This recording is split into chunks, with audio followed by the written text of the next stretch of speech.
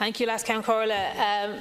Minister, when the Dáil resumed last week, a father by the name of Aaron Daly was waiting outside the Department of An Taoiseach, and he was waiting for Minister Harris because he wanted to tell him about his lovely daughter, Sophia, who had been waiting for scoliosis surgery. The Minister, notwithstanding the fact that others did actually find a few minutes to speak to him, the Minister didn't. That's very disappointing. But I suppose Mr Daly is only one of a large number of parents who are dealing every day of the week with the broken promises that have been repeatedly made. So there's a bit of a pattern emerging here. We see an expose in the media like waiting on the list, then we see the Minister apologising and committing to make sure that things improve. Then we see no improvement, and then perhaps we get the media interest again, and then there's another apology. I suppose the scoliosis waiting lists are not being dealt with in any meaningful way, particularly for those children who have complex medical needs. So we had over 60 children with complex needs who were on a list. They were waiting a very, very long time. They've now been moved on to what's known as a suspended list. Some of this is because they waited so long that they deteriorated to the point where they were not able to have that surgery. Minister, the theatre in Crumlin is still not open 5 days a week. It should be open 7 days a week, and it's not yet open 5 days a week. That's one of the promises. Children were also promised that they would be brought abroad to be treated. So far this year, one child has gone abroad. There are hundreds of children waiting on this surgery. One child has been brought abroad. And Minister, it's not fair on those children. I met Sophia McGuinness, and she can't speak, but she uses a machine to communicate. And the first thing she said was, "I am in pain." She's in pain while she waits, and she's not the only one. The kids are in pain, they're waiting.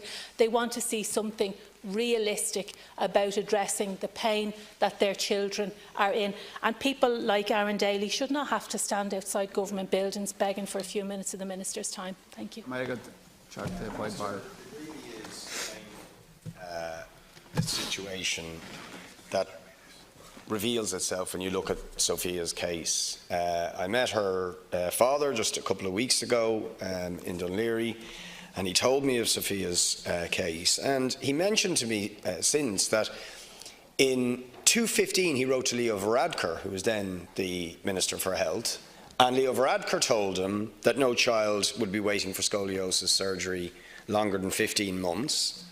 At that time, Sophia had to wait 16 months from her first diagnosis in 2013. More recently, Simon Harris has said no child will wait longer than 4 months, but Sophia was put on the urgent list in April of 2017 and then was removed from that list without having got her surgery in August 2018, which is 17 months later. So the government have absolutely, at the highest level of both the Taoiseach and Minister Harris, have let this young girl down. Suffering from scoliosis, whose condition is deteriorating, who could face the possibility of having to go into emergency surgery because of the screws being loose in the rod that's in her spine and going into her hip. Her internal organs are being affected. The curvature in her spine is worsening. And now that deterioration is causing problems in terms of her ability to actually have the surgery.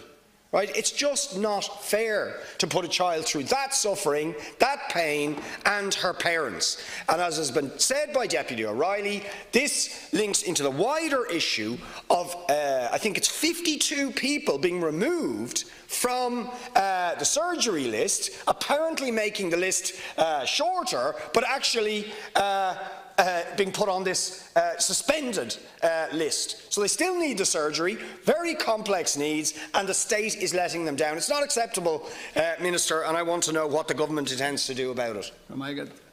Minister, 4 minutes. Thank you, Deputy O'Reilly and Deputy Barrett. And I welcome the opportunity to address the House. Minister Harris and I are sorry that any child and their family experience a long waiting time for treatment for scoliosis. Improving access for these patients is a key priority for this government, and specific plans have been developed and funded in 2017 and 2018. However, I fully accept there is room for further improvement in terms of patients accessing timely scoliosis treatment. As I said, Minister Harris has prioritised the development of a sustainable scoliosis service in Ireland, and an additional €9 million has been provided to the HSE for this year in 2018, specifically to develop paediatric orthopaedic services, including further increasing access to scoliosis services. Indeed, just last Monday, Minister Harris met with the Deputy Director General of the HSE and the CEO of the Children's Hospital Group to discuss their short-term and long-term plans to provide a better service for patients and their families. The Minister sought assurance from the CEO regarding the management of children with very complex needs, as there has been a lot of concern expressed by parents of children with very complex needs. The CEO advised that there are a number of very complex and difficult cases at present, and that the hospital has and will continue to provide all support and services required to children and their patients. In situations where a child has multiple clinical complexities and medical conditions, consultation between parents and a multidisciplinary team of specialist consultants is required to develop and manage a treatment plan. Given the complex nature of the care required, this often requires extensive discussions and planning so that appropriate surgery can be scheduled in a timely manner if clinically safe. Notwithstanding, this year has seen the Children's Hospital Group make progress towards the development of a sustainable scoliosis service. They published the Scoliosis Co-Design 10-point action plan in July, and an orthopaedic implementation group has been established to oversee its implementation. The action plan was developed through the participation of professionals, families and advocates. Importantly, this has ensured that the voice of the child has been incorporated. This year, the Children's Hospital Group aimed to deliver 447 procedures. This equates to a near doubling of activity since 2016. By the end of last week, 314 surgeries, of which 151 are spinal fusions, have been delivered. Overall activity is slightly ahead of surgical targets. Waiting list figures for the 21st of September show that there are 77 active patients waiting for scoliosis treatment, of which 35 have been waiting for more than 4 months, a reduction of 21 since the start of this year. Minute, Deputy O'Reilly. Thank you, Last Corla. Minister, that was a very elaborate answer to a question I didn't ask you. We were talking about children with complex needs. So your mechanism for dealing with those kids is simply to take them off the list and put them on a suspended list. And just like that, your list is going to be halved. Of course it is, because you're just taking kids off the list. They don't need an action plan. They don't need another working group. They need surgery. They're in pain. Is there some of this that's just lost on you? What they need, a time frame, and I would be very grateful if you would ask the Minister for Health. These are very, very simple requests. A timeline for treatment for those on the urgent list. You'd think it'd be urgent, but look, it's not. Confirmation of when the theatre will be open for 5 days. It's currently only open 3 in Crumlin Children's Hospital. An explanation as to why only 1 child has gone abroad this year for treatment, although we were told that that was going to deal with the lists. And can you ask the Minister if he will commit to an independent clinical review of the cases of those kids that we have raised, the ones that are on the urgent list, the ones that have been forgotten about, the ones that are in the most pain? Minister, I mean, it's a bit, no disrespect to you, it's a bit disappointing that we don't have the Minister for Health here. It's even more disappointing for Sophia's father that, despite repeated requests, the Minister for Health will not meet with Sophia's father. And consequently, we do get answers which are not really the questions we didn't really ask. And Aaron Daly, Sophia's father, said to me, and I asked this to the Taoiseach yesterday, and I'm asking again to you, when are you going to deal with the backlog of urgent and complex cases and stop trying to manipulate the figures by putting them off onto this suspended list? When is that going to happen? And as Deputy O'Reilly said, 1 person has gone on the treatment abroad scheme to the UK for scoliosis surgery. 1, against a background where we have this backlog, this pain and suffering that children, vulnerable children, are going through.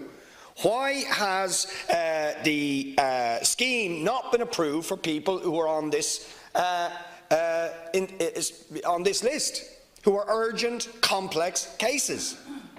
So I would ask that if you or the government don't fully understand what's going on here, meet with Sophia's father and he will explain to you what is the problem and how a solution can be come to end Sophia's suffering and the suffering of these other urgent and complex cases. A couple of moments. There is nothing simple about this, and I know Deputy Riley keeps using the word simple, that you want simple answers, simple questions. This is a very complex, difficult area of surgery. You can nod your head all you like, but I mean, sometimes we have to listen. Nobody in this room has a monopoly on understanding or compassion of what's involved for the patients here. I am a practising politician, the same as everybody else in this House, and we all have constituents. We all are aware of people, sometimes family, sometimes connected outside of us, that are waiting for these urgent, difficult, complex procedures. There is a variety of challenges and difficulties that are there, both in capacity of personnel, in capacity of theatre space. These are competing with other procedures. Scoliosis isn't the only procedure that are a waiting list for. There are many other waiting lists that are out there within the medical system at the moment that are competing for the same theatre space, for the same skill set, for the same time, for the same resources. We as a government prioritised scoliosis this year in 2018, put €9 million additional towards it. As I understand it as of today, that €9 million will not be spent in its entirety by the HSE. That's my understanding of it today as it stands. Because of the difficulties and challenges, you have medical advice, medical reasons, medical, you have very clinical aspect to this, that I, or Minister Harris, despite what you might say, have actually never carried out one of these procedures and never can do. That's a clinical matter, and there are clinical decisions to be made along the way, and there are clinical considerations. And you can shout me down all you like, Deputy, but it would be in your interest and in everybody's interest out there to listen as well. You can nod, and if you want to play politics and fantasy politics with this all you like, you can continue to do so. But there is another side to the story that has to be understood before we can reach a solution to this very difficult and challenging. It isn't just about resources. That is what's within our gift, is to put money into the issue, is to throw money at it, and we can do that, and we are doing that. But there are other challenges in the system to try to do it. And as a matter of absolute fact, this is not manipulating waiting lists. This year, there will be 447 procedures carried out by the Children's Hospital Group. 2 years ago, there was 224 procedures carried out by the Children's Hospital Group. That is a doubling. That is a 100% improvement rate in 2 years of the amount of procedures carried out by the Children's Hospital Group. That is a matter of fact. That's not borrowing from any other list, manipulating figures. It's on the record there to be understood. And I would like the deputies to take note of that as well. Deputy Alan Kelly is 4 minutes to present his case. Deputy Kelly.